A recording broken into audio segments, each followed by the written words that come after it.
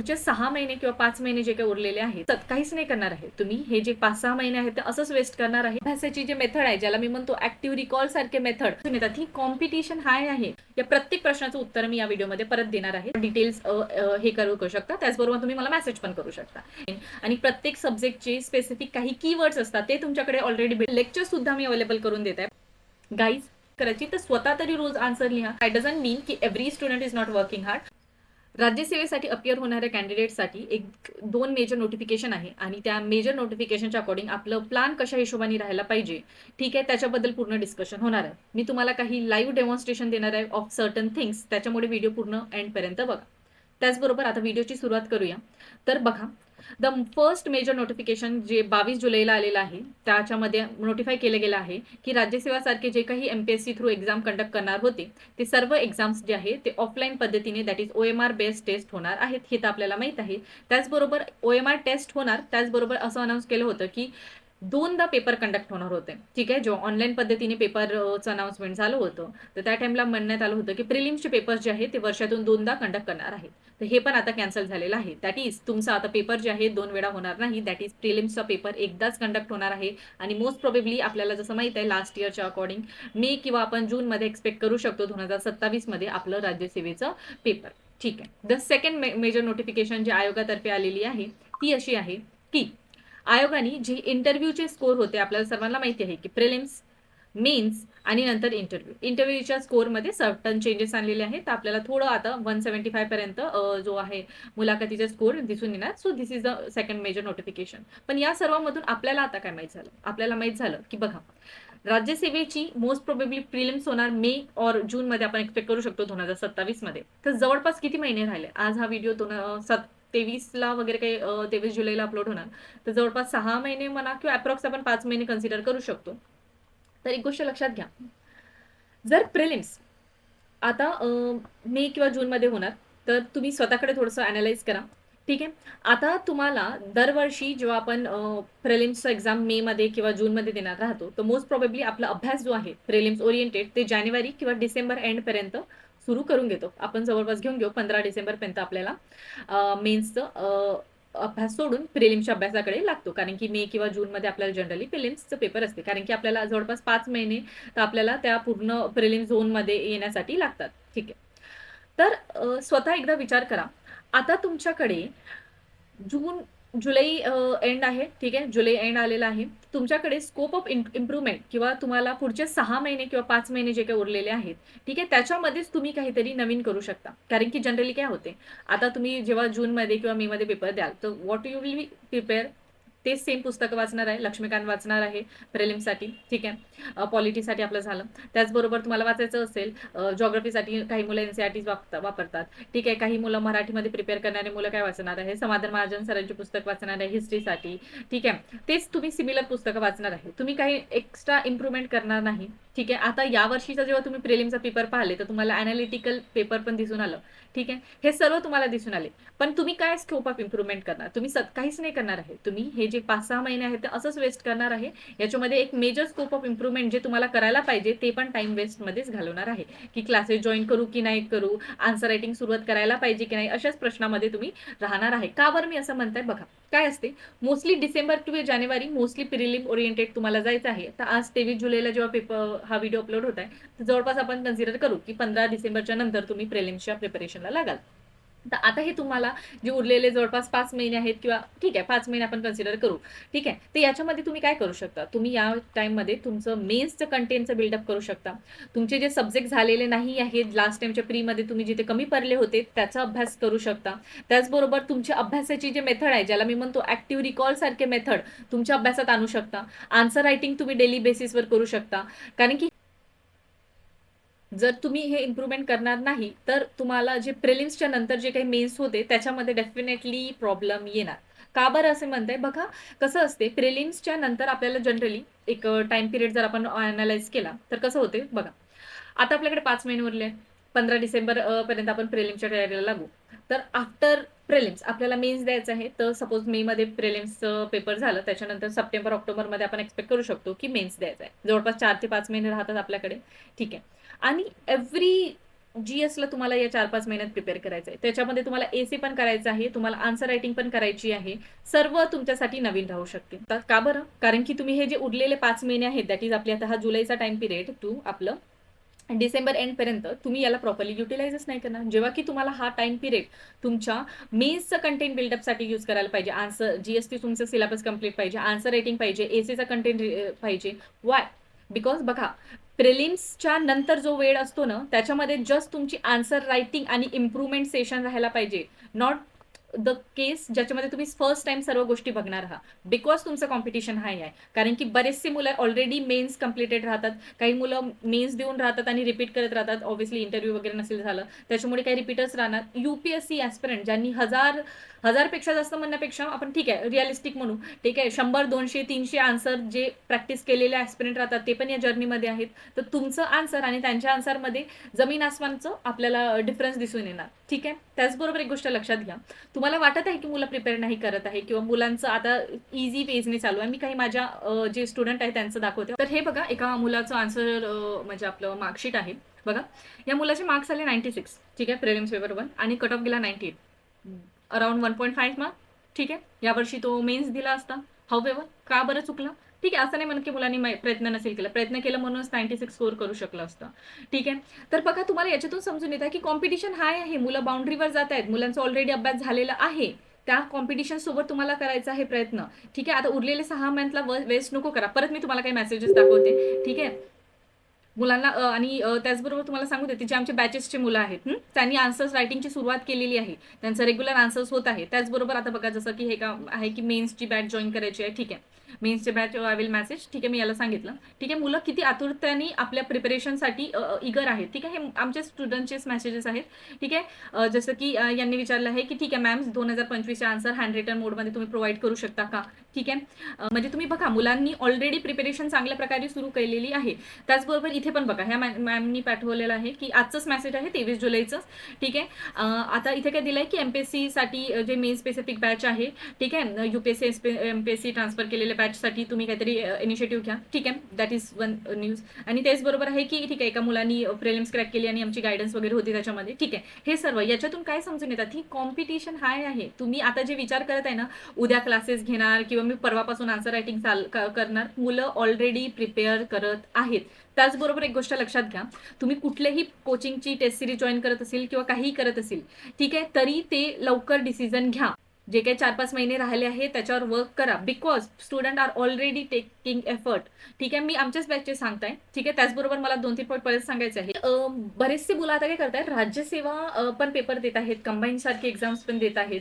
त्याचबरोबर ग्रुप बीचे एक्झाम्स असेल, ग्रुप सीचे असेल किंवा अदर एक्झाम्स पण देत आहेत, ज्याच्यामध्ये सिलेबस मॅच होतो. जसं की आता EPFOचं एक्झाम आहे किंवा एक्सेट्रा RBIचे एक्झाम आहेत, SSBचे एक्झाम्स आहेत. ते सर्व मुलांसाठी मला एक आलं होतं की मी तुमच्यासाठी एक जे आहे टेक्स्टबुकची कोचिंगचं ऑफर आणलेलं आहे, ज्याच्यामध्ये तुम्हाला कुठलेही एक्झाम तुम्ही प्रिपेअर करत असेल, ठीक आहे, एनी एक्झाम, ठीक आहे, जवळपास 1500 पेक्षा जास्त एक्झामचं कव्हरेज तुम्हाला या इयरली टेक्स्टबुक पास जर तुम्ही खरेदी करणार, जो 659 मध्ये आहे. त्याचबरोबर जर तुम्ही DK MPSC 05 कोड यूज करणार आणि फर्स्ट टाइम टेक्स्टबुकचे युजर राहणार, तर तुम्हाला तिथं 15% ऑफ पण मिळणार आहे. म्हणून मिशन ऑफिसर मधलं जे काही टेस्ट सिरीजचं एक्सेस आहे of all most of the government job, तिथून तुम्ही एक्सेस करू शकता. तर हा टेक्स्टबुक कोचिंगचा ऑफर पण तुम्ही जॉईन करू शकता. त्याचबरोबर मुलांना एकदा लक्षात घ्या, आफ्टर प्रिलिम्स जे तुमच्याकडे टाइम राहणार आहे तो फार कमी राहणार आहे आणि त्याच्यामध्ये तुम्हाला बरेचसे गोष्टी प्रिपेअर करणार आणि it will be definitely not easy. म्हणून आता उरलेले जे तुमच्याकडे 5-6 महिने आहेत, दॅट इज लास्ट आपले हा जुलै एंड टू डिसेंबर मिड पर्यंत आपलं पूर्ण मेन्स रेडी कंटेंट राहायला पाहिजे. त्याचबरोबर नॉट ओनली मेन्स, जस्ट माझं म्हणणं आहे की मेन्स आणि प्री, दॅट इज पूर्ण फाउंडेशन रेडी राहायला पाहिजे. ठीक आहे. बट मोस्ट ऑफ द मुलं काय करणार, मोस्ट ऑफ द मुलं हे काही 4-5 प्रॉब्लेममध्ये राहून जाणार. दॅट इज मेन्सचा कंटेंट बिल्डिंग प्रॉपरली करणार नाही, बरेचसे रिसोर्सेस वापरणार. मला हजारो मुलांचे मेसेजेस येतात की मॅम हे रिसोर्स वापरू की ते रिसोर्स वापरू, याच्यातून वाचू की त्याच्यातून वाचू. ठीक आहे. बरेचसे मुलं आन्सर रायटिंग स्टार्ट करायची आहे मॅम, पण काही होत नाही आहे माझ्यानी, आन्सर रायटिंगला डिले करत जाणार. UPSC टू MPSC कन्व्हर्जन केलेले मुलांचं प्रॉब्लेम राहते की काय वाचायला पाहिजे MPSC स्पेसिफिक. असे बरेचसे मुलांचे जे रेग्युलर बेसिसवर मी मेसेज येत असतात, त्या सर्व मुलांना मी आता आन्सर्स देणार आहे. तर एकदा प्रॉपरली बघा. आणि त्याचबरोबर बघा, UPSC टू MPSC कन्व्हर्जन करताना आपल्याला महाराष्ट्र स्पेसिफिक टॉपिक, इकॉनॉमी सारखा विषय, सायन्स जे बेसिक सायन्स येतो आपल्याला, याच्यामध्ये काही आपल्याला डिफरंट पॉईंट्स दिसून येतात. ठीक आहे, तर हे सर्व स्पेसिफिकली मी तुमच्याकडून तयारी करून घेणार. तर हे सांगते मी तुम्हाला कशा हिशोबाने आपण करू. त्याचबरोबर notes making as per the demand राहायला पाहिजे. किती डेप्थमध्ये जायला पाहिजे याच्यामध्ये पण मुलांना क्लॅरिटी नसते, त्याच्याबद्दल पण मी आन्सर देणार. आन्सर रायटिंग स्किल डेव्हलपमेंटमध्ये मुलांची प्रॅक्टिसची कमी आहे, मुलं प्रॉपरली करत नाही आहे किंवा डिले करत आहे. ठीक आहे, अकाउंटेबिलिटी स्वतःची होल्ड नाही करताय, त्याच्यासाठी पण मी उपाय आणलेला आहे. सर्व क्वेश्चनची उत्तर देणार. करंट अफेअर्सचं लिंकेज स्टॅटिक सोबत कसं करायला पाहिजे याच्याबद्दल पण मुलांना क्लिअरिटी नाही आहे. या प्रत्येक प्रश्नाचं उत्तर मी या व्हिडिओमध्ये परत देणार आहे. तर चांगल्याने व्हिडिओ बघा, एंडपर्यंत बघा. ठीक आहे, जर राज्यसेवेला क्रॅक करायचं असेल ना, तर काही गोष्टी इम्पॉर्टंट आहेत, तर त्याच्याकडे लक्ष द्या. बघा, UPSC MPSC मध्ये कन्व्हर्जन, UPSC टू MPSC कन्व्हर्जनमध्ये येताना आपल्याला बरेचसे काही एक्स्ट्रा टॉपिक प्रिपेअर करावे लागतात. सो MPSC स्पेसिफिक काही सब्जेक्ट्स, नोट्स आणि मेन्सचे व्हॅल्यू ॲडिशन मटेरियल मी आमच्या जे अपकमिंग बॅचेस आहे UPSC MPSC कन्व्हर्जन बॅच, त्या बॅचेसमध्ये अपलोड करणार आहे. बघा, टाइम टेबल कसं चालणार आहे. टाइम टेबल आपलं टाइम टेबल कसं राहणार आहे, जे आपलं REP प्रोग्रामचं टाइम टेबल होतं सेम टाइम टेबल, पण ज्या दिवशी जो सब्जेक्ट राहणार, जसं की आपल्याला आपल्या UPSC MPSC कन्व्हर्जन बॅचमध्ये इकॉनॉमी जसा सब्जेक्ट लागतो, त्याचबरोबर आपल्याला माहिती आहे सायन्स सारखा सब्जेक्ट लागतो, same time table, but everything will be provided in the batch. ठीक आहे, तर जे काही डिटेल्स आहे मी खाली लिंकमध्ये देऊन देणार. ठीक आहे, ती ड्राईव्हची लिंक आहे, तर तिथे तुम्ही प्रॉपरली तो PDF बघून प्रॉपर डिटेल्स हे करू शकता. त्याचबरोबर तुम्ही मला मेसेज पण करू शकता. ठीक आहे, तर UPSC MPSC एक्स्ट्रा झाला तर तुमचा प्रॉब्लेम सॉल्व्ह झाला. द सेकंड प्रॉब्लेम जे मुलांना मेजरली दिसून येते ते येते नोट्स मेकिंग. आता नोट्स मेकिंगचं मी तुम्हाला डेमो दाखवते, आम्ही आमच्या क्लासेसमध्ये कशा हिशोबाने घेत आहोत. हा जसा GSTचा टॉपिक आहे, काय आहे टॉपिक, ॲग्रिकल्चर रिलेटेड आहे. ठीक आहे, जर तुम्ही डिटेलमध्ये वाचणार, आता मी ते ऑब्व्हियसली तितक्या डिटेलिंगमध्ये जाणार नाही, पण ठीक आहे, GSTचा टॉपिक आहे, हे तुम्हाला समजलं ना. आता काय करायचं आहे, इंट्रोडक्शन रेडी पाहिजे, बॉडी पार्ट पाहिजे रेडी. ठीक आहे, आता तुम्हाला कधी पण मी सांगते, ज्यांनी माझे लेक्चर्स ऑलरेडी अटेंड केले असतील, तर you have to mention certain initiative of a government, certain रिपोर्टची तुमच्याकडे डाटा राहायला पाहिजे.